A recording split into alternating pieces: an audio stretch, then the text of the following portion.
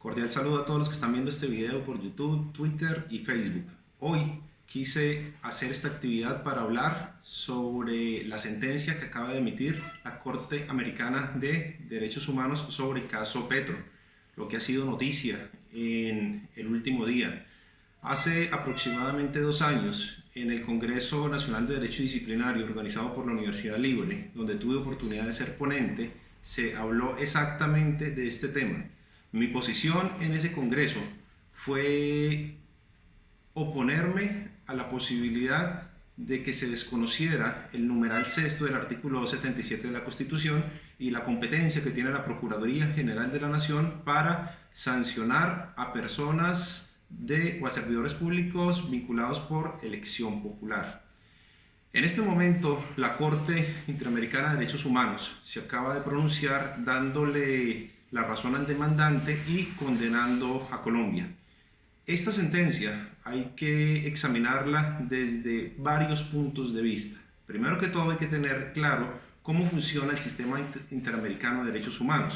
El sistema interamericano, del cual hace parte Colombia, está conformado por la Comisión Interamericana de Derechos Humanos y la Corte Interamericana, donde la Comisión emite unos conceptos que no tienen fuerza vinculante, mientras que las sentencias de la Corte sí tienen fuerza vinculante, por tanto son totalmente obligatorias. Respecto a esta sentencia, es preciso analizar varios puntos. Primero, sin que sea una opinión personal, me parece que hubo un desacierto. Y hubo un desacierto porque muchas de las decisiones parece que son contradictorias y como que no se definen. Y segundo, puedo decir que fue acertada. ¿Por qué puedo decir que fue un desacierto y fue acertada? Empecemos por la primera parte. La Corte Interamericana se pronuncia en el sentido de que nuestra Constitución Política, en el artículo 277, numeral 6, probablemente desconoció la Convención al dar la facultad a una autoridad administrativa para que aplique sanciones de destitución e inhabilidad a servidores vinculados por elección popular. Sin embargo, en otro de sus apartes dice que analizado este artículo no se encuentra ninguna incompatibilidad, entonces que no se requiere ninguna modificación. Esto es ilógico porque dice que el artículo resulta incompatible, pero dice que no tiene inconveniente. Por otra parte, juzga y critica el sistema disciplinario colombiano, diciendo que no es acorde a las normas y a las definiciones de la Convención y que atenta especialmente contra el numeral segundo del artículo 23. Sin embargo, en otra parte dice que no se requiere hacer ningún ajuste. Entonces, ¿la Constitución está bien o está mal? ¿Nuestras normas disciplinarias están bien o necesitan reajustarse? Por el carácter vinculante que tienen las decisiones de esta Corte, son obligatorias. Colombia no tiene más camino que acatar y cumplir, pero en este momento se hace necesario que la Corte Interamericana aclare su decisión y para eso es preciso se haga una reunión de diferentes autoridades, de la Procuraduría, representantes del Gobierno de Colombia, el Consejo Superior de la Judicatura, la rama judicial, para que se pongan de acuerdo, para que exista un diálogo en cuáles son las recomendaciones de la Corte, porque con esa sentencia así tal cual como está, sería inaplicable, porque sería hacer las cosas y no hacerlas. La otra crítica, y por lo cual se dice que se equivocó la Corte, es por el desconocimiento del precedente de ellos mismos.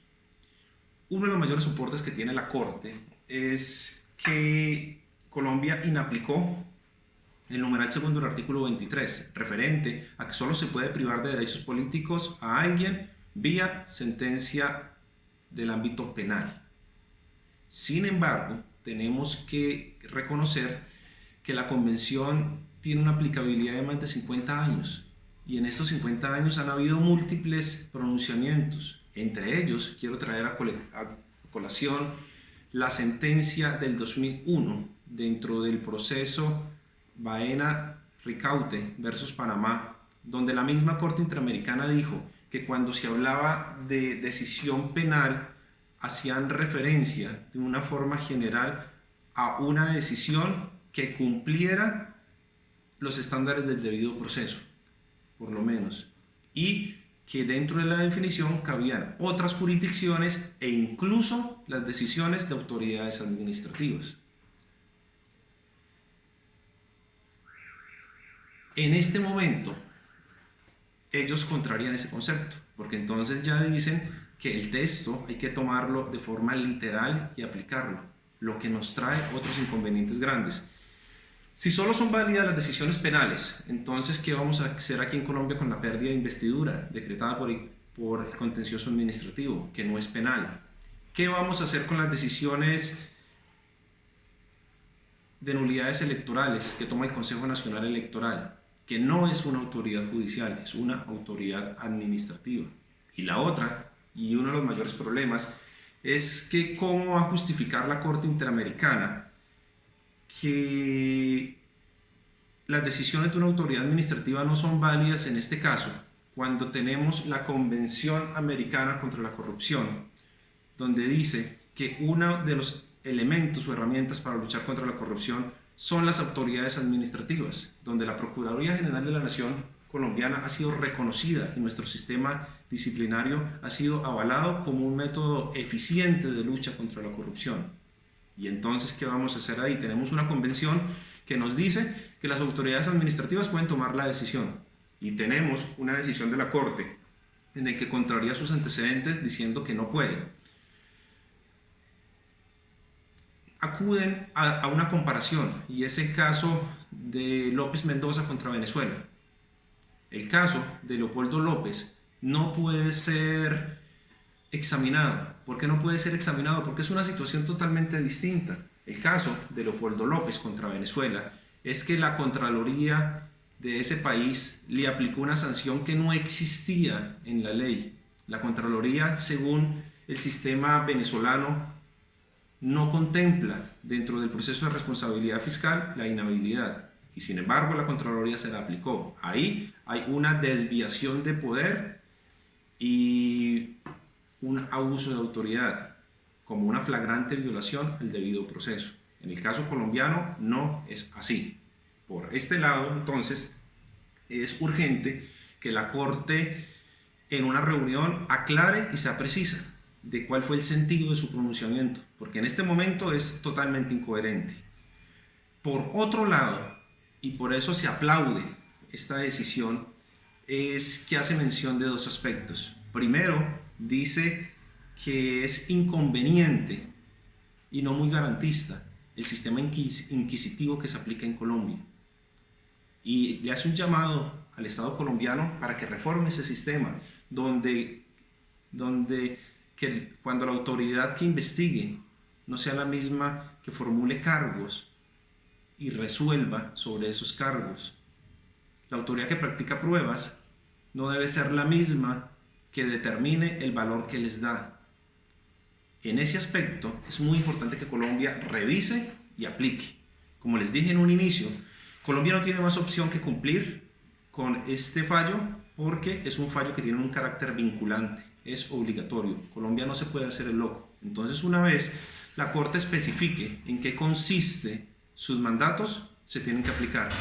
Y la idea de acabar de una vez por todas con ese sistema inquisitivo no es mala, más Colombia lo necesita. Todos los que estamos en el ámbito del derecho disciplinario hace mucho rato lo estamos pidiendo.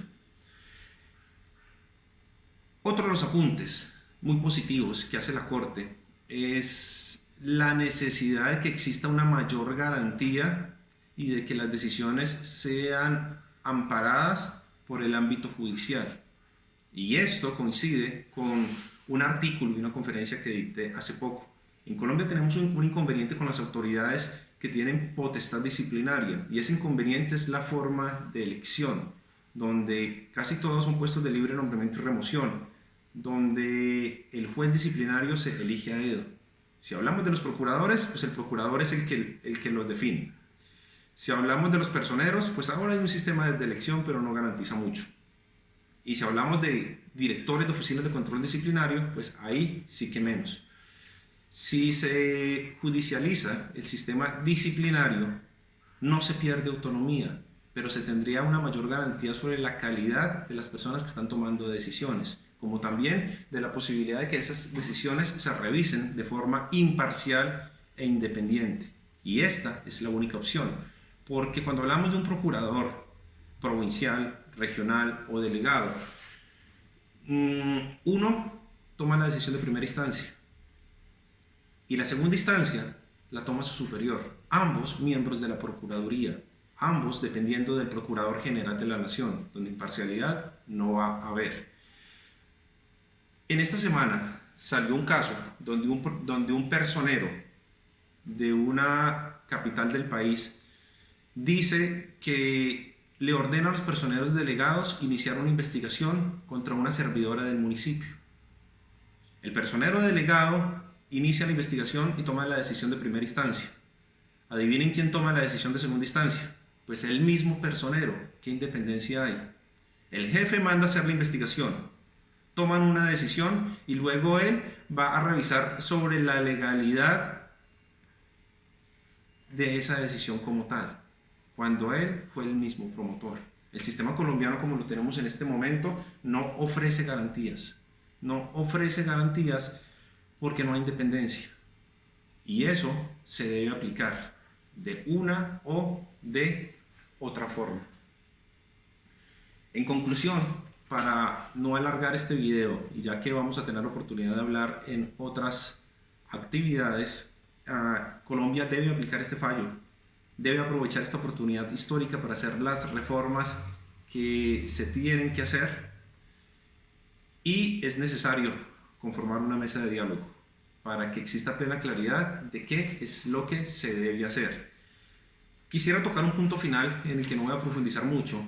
Muchas personas han hablado sobre la responsabilidad que recae sobre el ex procurador general de la Nación, Alejandro Ordóñez Maldonado, y hablan incluso de una acción de repetición.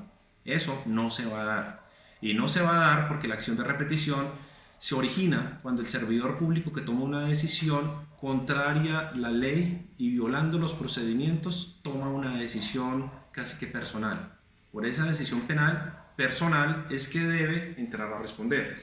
En el caso del anterior Procurador General de la Nación, él lo único que hizo fue aplicar una norma propia de nuestro sistema con respaldo constitucional. Entonces, él por ningún motivo se va a ver inmerso en ningún tipo de responsabilidad, porque para ese entonces aquí en Colombia eso era lo jurídicamente aceptado. Hasta aquí los dejo. Próximamente voy a estar compartiendo en otros escenarios y espero que me hagan preguntas, las cuales voy a responder por las diferentes redes sociales. Muchas gracias.